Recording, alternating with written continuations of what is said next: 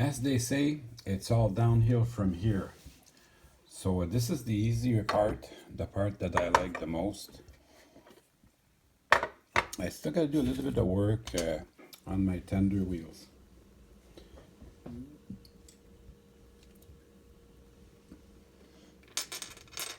So these actually clean up with steel wool, although it was running very well as is.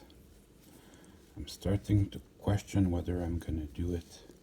Also, as I do this, I'm gonna be looking for lint. The plastic wheels, they don't necessarily need to be cleaned, but that helps keep your track neat, you know. If you have if you have a bunch of dirt on your wheels, it goes on your track, and then that's not good. Makes sense? This one too, it's got a little bit of dirt next to the center of the wheel. That would not keep it from running, but I just want it to look good. Let's see if there's any more lint on these. This is a beautiful engine.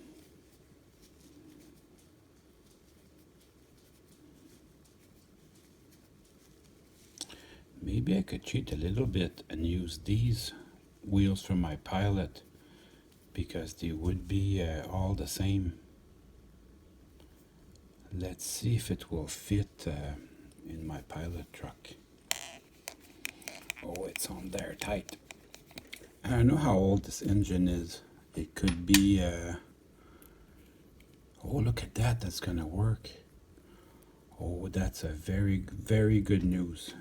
Very good news. So I can use the wheels that were on the Pilot hidden away in the back of the tender, while I use these for the front. Now you do not want wheels that have metal on them for that. That is good news, good news. So I'm gonna keep cleaning this off camera. These were the wheels that were mangled. You can see this one, there's a chunk missing. Doesn't keep the engine from functioning. Now what I'm doing here, I'm readjusting the gauge. I should have a proper gauge for this, but I don't, so I'm using an old piece of brass track. It'll run though, but I just want to make sure that everything's proper. You give it a little bit of slack like this, just so it helps the engine turn. The wheels are wider than a real train, so you give it just a little bit. Even though it's mangled, it's gonna roll straight, so that's good. And because I don't want this point on the Pilot truck, I'm gonna grind it down, and then I'll readjust everything perfectly. I backed it out a little bit so I can bring my Dremel in and not damage the wheels.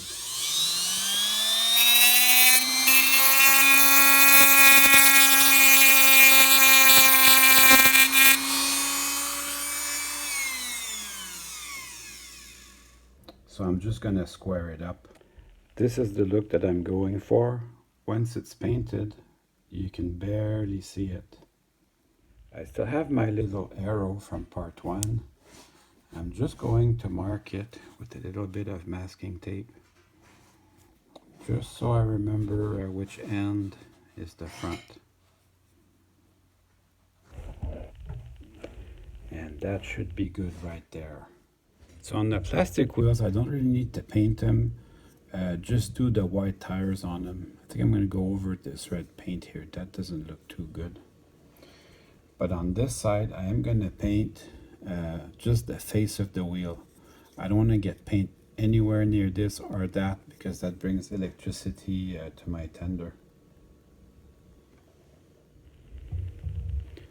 And I'm going to leave it plenty of time to dry before I do the white tires. The side frames hide most of this, so you don't have to get it right to the middle. Close enough, it's going to be good enough. And then even the edge, I'm coming back with some white paint, so I don't have to do that right away now. There. So I'm going to let this dry for a little bit. The tender side frames make an amazing stand for drying the wheels. Now the boiler, I'm going to spray paint it. So I'm going to manage my my wire for the lights. I'm going to put them together. Tuck them neatly inside the boiler so they don't get painted. I'll start with this end. Send them over that way. And then I'll tuck them neatly inside here.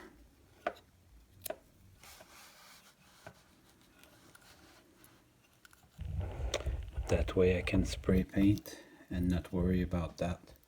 I'm painting everything together, including the crosshead, and I'm going to reattach also the pilot. We're just going to paint everything together.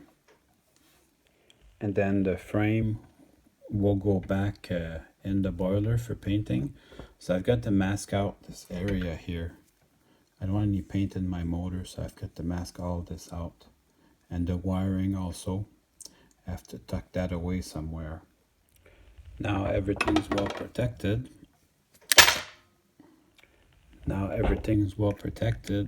I'm gonna hide that back in the boiler, and then I'll put its screws back on.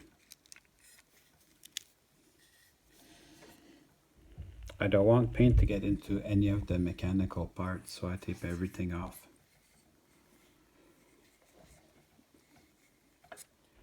I'm gonna tape it like that, everything assembled together. I still got a little bit more taping to do. I have to get the headlight and the bell. Here's the decal that I use, and this is a little bit hard to find actually. Comes with really nice instructions. This, you can make a super nice poster out of this. Really appreciate having the instructions. And the decal sheet includes enough decals. You can make 1, 2, 3, 4, 5, 6, 7, 8, 9, 10 engines with this. And this little plate for the front. On the real engine, it's a brass plate. So I definitely want to use that. It's too big to go in the front here. So I made a little plastic part that looks like this, out of junk plastic. And I'm gonna glue it on the front here. I'm gonna want to do the same thing for N scale, but N scale is twice as small, so yeah, it's gonna be tough. HO scale, it's easy. N scale, it's gonna be tough. So as you paint, you start with droplets, and then as the droplets come together, then you leave it. And then as your paint gets shiny again, you have to resist the urge to touch it. You have to leave it dry like that for a couple of days. That sure hit the spot. That looks really good. Isn't that amazing what a little paint can do? That looks great. I'm going to bring some decals in now. Look at that, you can see all the rivet detail. And this section here also turned out great. So I'm gonna get my decals ready. Micro scale is what I use. Get yourself a picture of the actual engine you want to do. That will make your stuff more realistic, although it does come with some really good instructions, but it's still nice to get the real engine. On the tether, I found that the CN logo, it could go in the middle or a little bit more forward. It could be straight or it could be tilted a little bit. So definitely you want to get a picture of the actual engine. And there's no rhyme or reason. There's also a round logo that too could be used interchangeably. I couldn't find any rules for that. And on the instruction, it says about the same thing. I will use a little bit of microsol to help settle the decals in. So at this point, just about all I have to do is paint the sides of the side frame. I'm not gonna paint the top and the bottom, just the side of it. That's all you see. Same with these, and same with this plate. I'm just painting the side of it. It can stay like that for underneath. You can see the rest of the engine. I'm not really too concerned about what's underneath. Just the sides that you're gonna see. That takes a little bit of time, but I don't mind doing it too much, because when I started model building, that's all I had was some paint and some brushes, and I had to make do with that. And then this side I don't do, and especially under here, I don't want to paint any paint under there. That has to bring electricity to the chassis. The same with this part. This brings electricity to the chassis, so you do not want to paint that.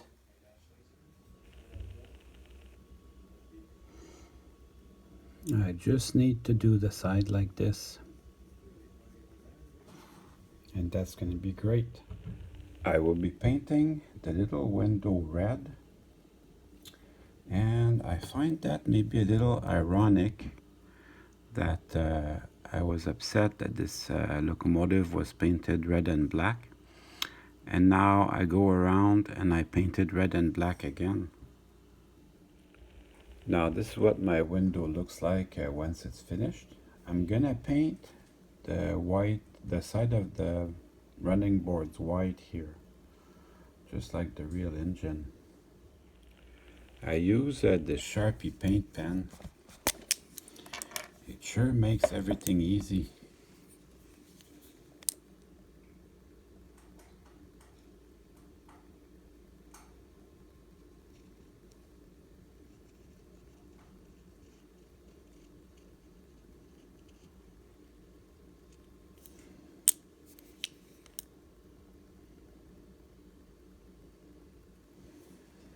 There. I put some masking tape over my coal. Now I'm ready for some dull coat.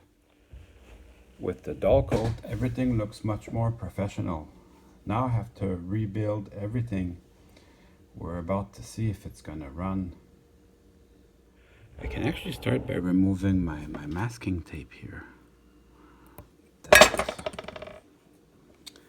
That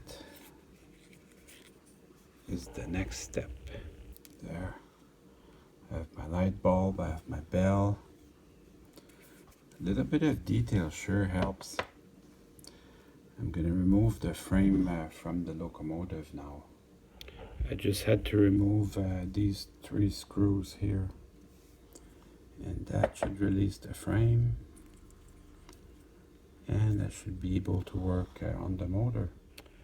Just like so. I can remove all this masking tape.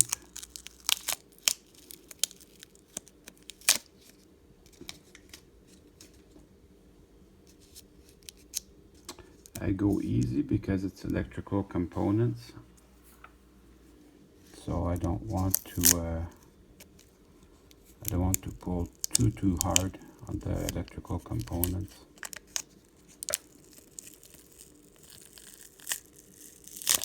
And this masking tape is pretty good quality. This shaft here is also visible from the side of the engine, so I'm going to paint that black now with my paintbrush.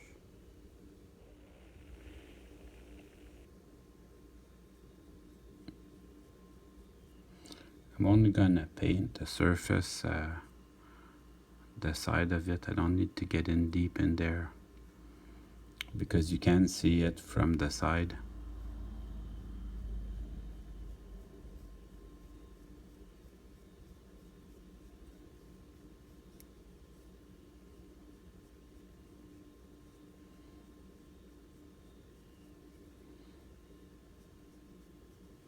Probably the top of the box here you're not going to see, so I'm going to leave that. I'm also going to remove this tape. There's not too much paint on here, which is what I wanted. That was just extra insurance to keep paint out of the moving parts.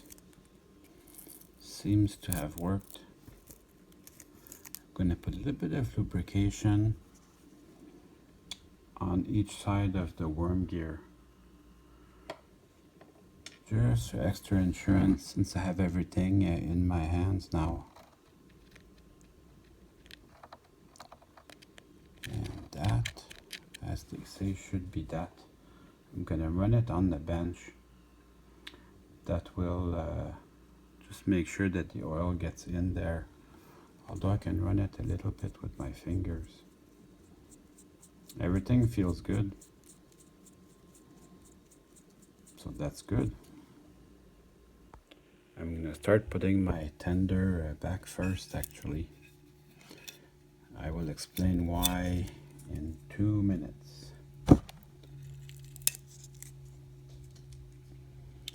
So basically I put masking tape on that because that conducts electricity.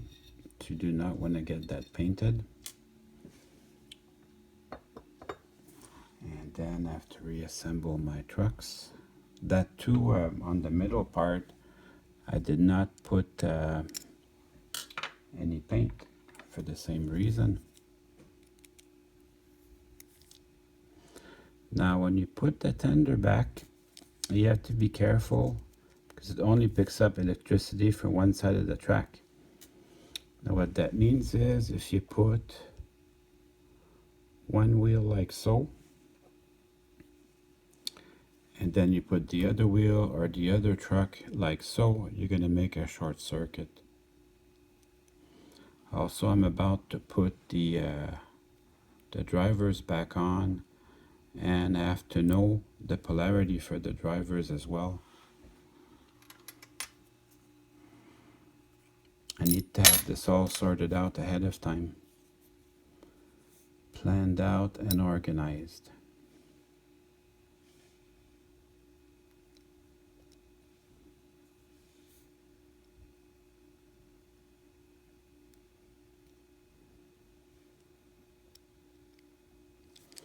These are not end scale screws, but they're still kind of small. I did do the white tires on the tender, although I could not find any pictures of any CN engine that had white tires on the tender. All the pictures I saw, they did the pilot and the drivers, and that was it for white tires. Anyways, I did it because it seems just more symmetrical to me. Let's check just to make sure that this thing rolls fine. Yep, pretty happy with that. White tires on the tender. You can hardly see it. So it will be our little secret. Okay, so I'm going to start putting my drivers back. You can see on the tender which side of the track it picks up. So on my engine, this side of the track is picked up by the tender, and this side should be picked up by the locomotive, by the drivers. So the drivers, they're absolutely identical. So I have no way of knowing which one picks up electricity. So what I do is I use my power pack. You can see the pitch changes when the two wires touch.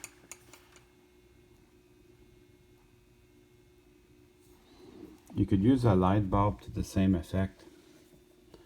So on this side, you can see it's insulated. And then on that side,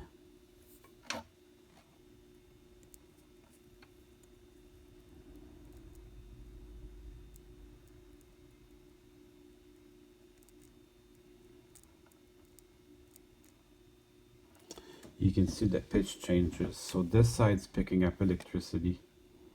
So I'm gonna put this side where I need it to go. I have to line up the little bearings carefully. That's not very hard, I'm used to that.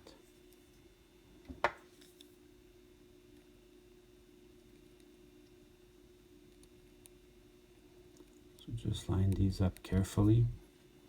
There's a lot of lubrication already on there, so I don't need to do anything for that. I used the exact same method for the other drivers.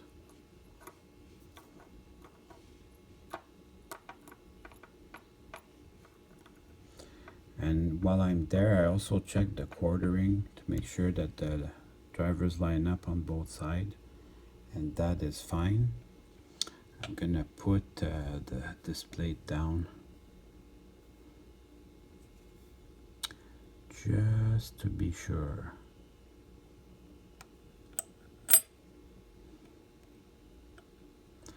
That looks amazing. Then I can tighten my screws together.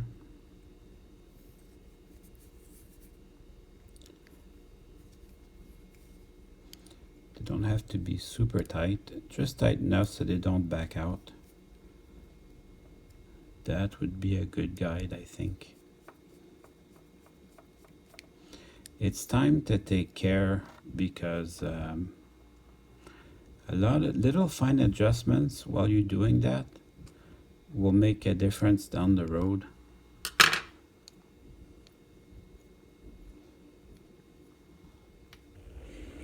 Hey, now that's a good fidget spinner. You can't beat that. So once you have that in, these two supports will rest on these two pins here. So you just bring it around nice and slow, and then it will just rest on here, and you can put your crosshead where it's supposed to go. Everything should line up nice and easy. And I've got the screw. This is the screw that holds your pilot truck, but it also holds the crosshead together. I watched a video on this locomotive yesterday, and the gentleman that was working on it couldn't get it off the frame. Forgot the screw here. This screw here holds the crosshead to the boiler. So I'm just going to tighten this little guy. That got painted black along with everything else. That's okay. I don't think anyone will see that when the engine's running. Whether it's black or natural silver colored, won't make any difference. There.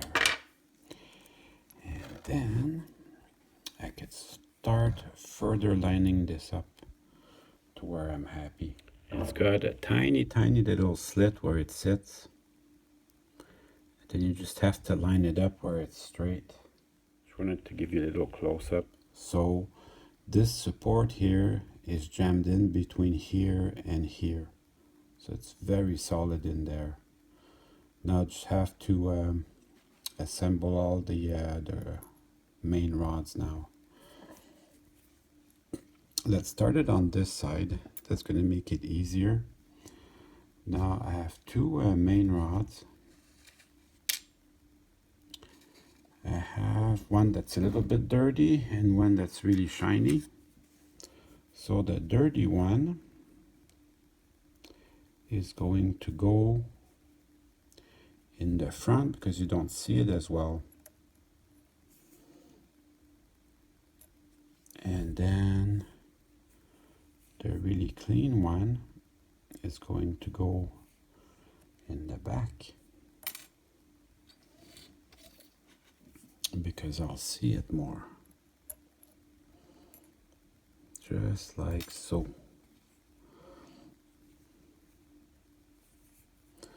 On the real steam engines, these are separate parts, because they allow for the suspension to move. On a model train, it's still nice to have it, but it's not as important. And then I will use the main rod as a tool to hold my screw, and I'll start screwing that in. Just like so. And I'll finish this up off camera. So these don't have to be very tight, just enough so they don't back out of there. So I will line these up, and then I will bring in the eccentric crank. Oh, sorry, it has to be the main rod first. Yeah, there is an order to this. So first the connecting rod, and then the main rod, which brings power from the cylinder. That goes second.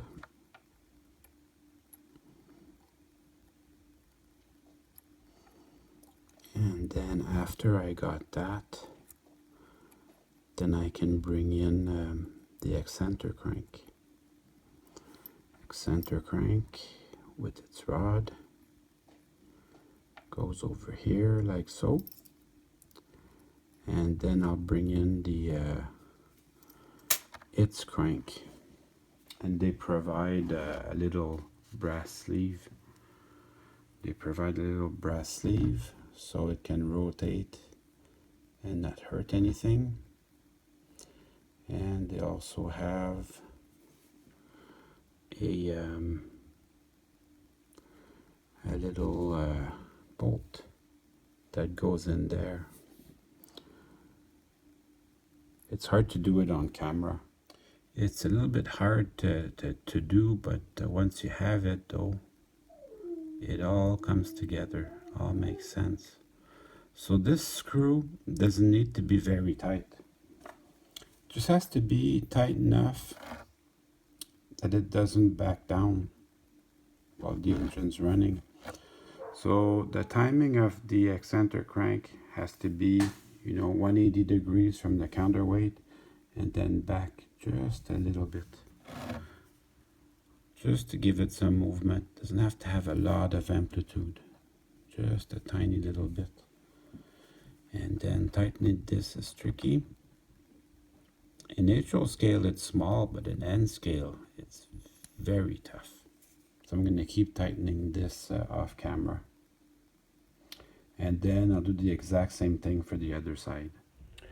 Then I will test everything before I add any more bits. But that looks real good. I'll show you the other side.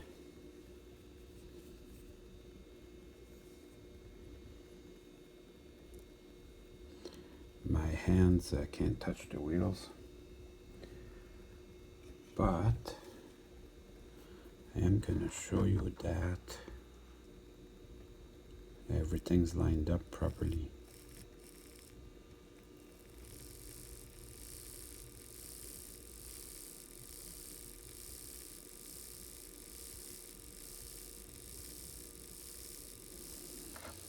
Now's the time if you want to make some changes while it's still easy to get in there. But I'm pretty happy with that. I'm gonna resolder that little light.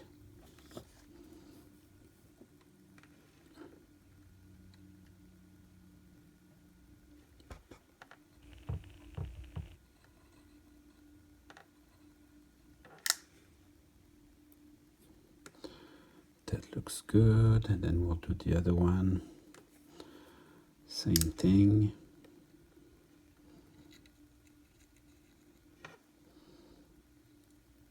Gotta make sure that your iron is hot enough.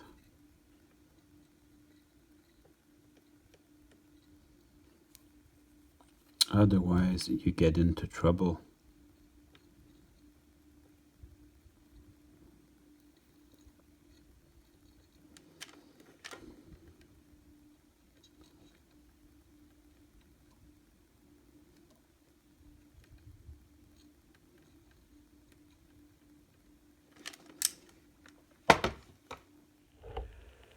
Now the boiler will go back on its frame. Hopefully all these wires won't interfere with the gears. We're gonna see here pretty soon. Oh, you know what else I wanted to do? I wanted to put just a little piece of electrical tape on top here, just for extra safety. That is not a very long operation, but this is the right time to think about that.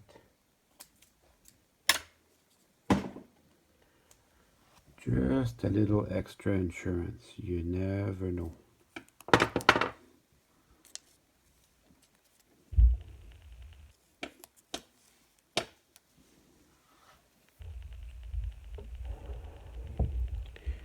And then I'll tuck the wires right back in here.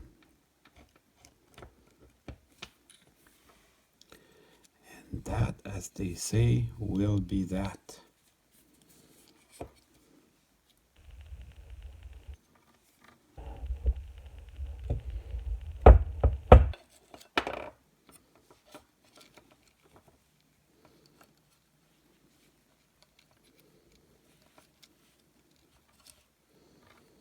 You know what? Maybe I will put a little bit of masking tape just to handle that in there. You know what they say. Neatness does count.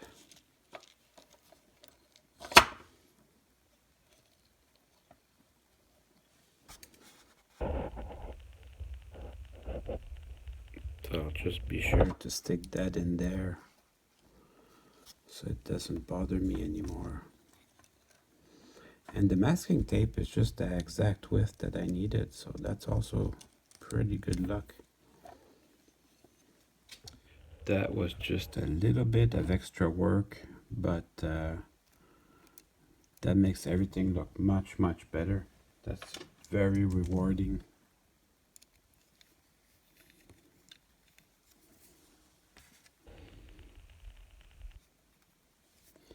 Same with these, they don't have to be super tight.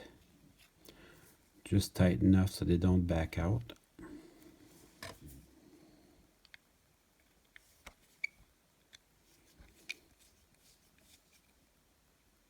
Now every step of the way I check it, so I'm going to put the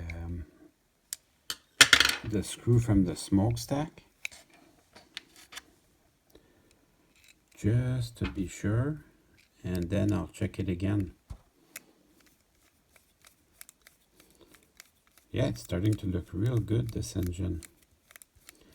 Pretty pleased with that. Testing everything again, just to be double sure. That saves you a lot of headaches if you test it as you build it.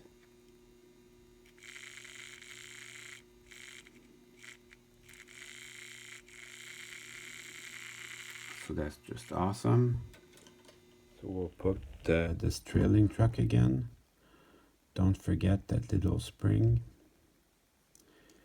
It puts just a little bit of tension on that trailing truck so that it stays put on the rail. Without it, it'll just flop under there, and the spring puts a little bit of tension so that it stays on the rail. It's not quite heavy enough to stay on the rail without that. Oh, I put it upside down. That can't be good. That's okay. I know how to fix that. I don't mind making mistakes like that on camera. Shows I'm human. And then if I can do it, you guys can do it too. Incidentally, we're almost to the end of the video. If you stuck with me to the end, I'm going to give you just a little extra bonus feature. You can see here on the side of the cab, it says J4C, which is the class of the engine, and then 53%. 53%, the percentage is a shorthand that the railroad uses. That just means 1,000 pounds of tractive effort. So it's 54,000 pounds of tractive effort. And I'm getting ready to install this little guy here. I need to gather up all my parts.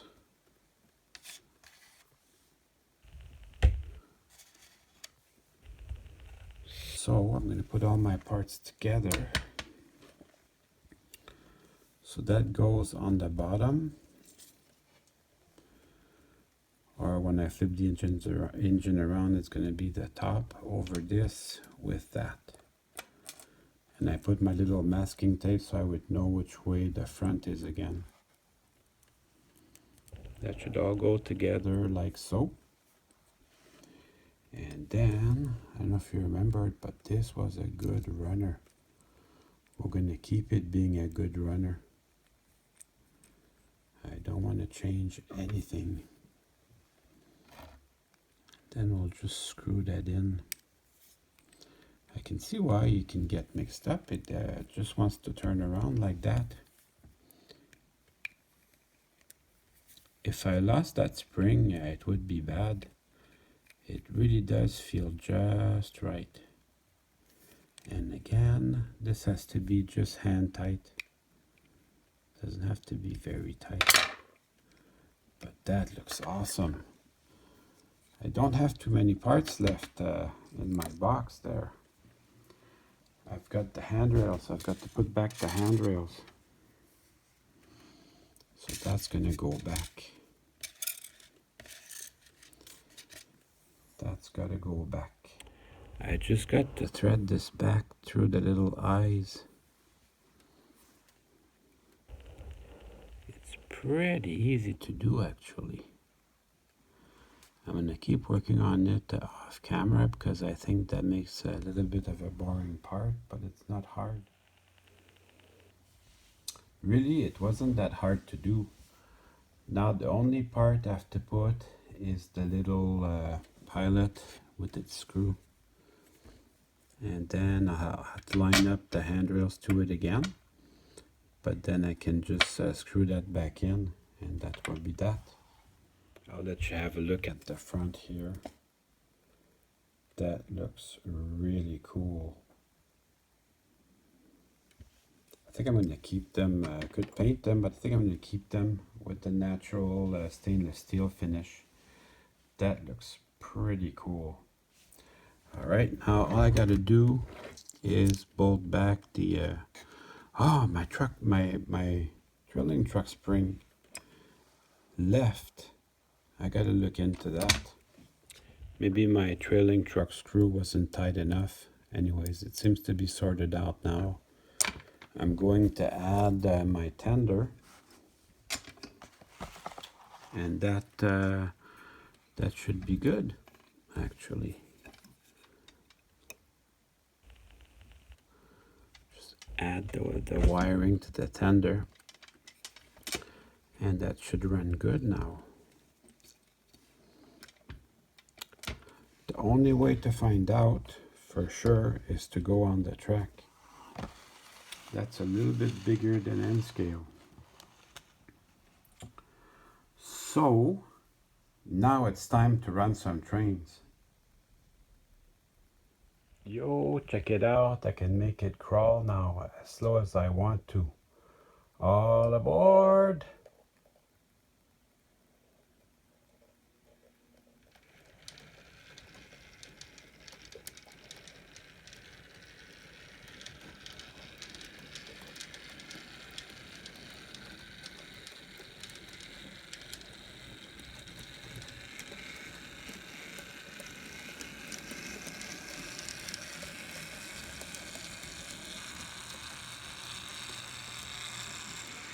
I really like the way this runs, and I'm really pleased with the way the paint job turned out. So now I got a good running and good looking engine.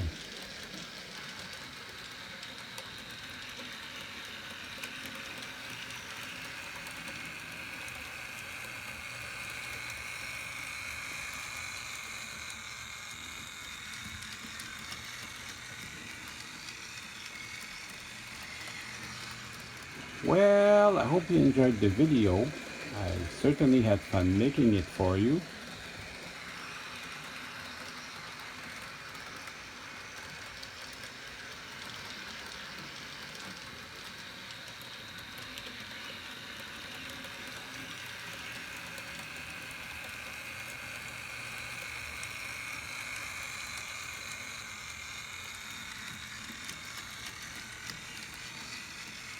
See you soon.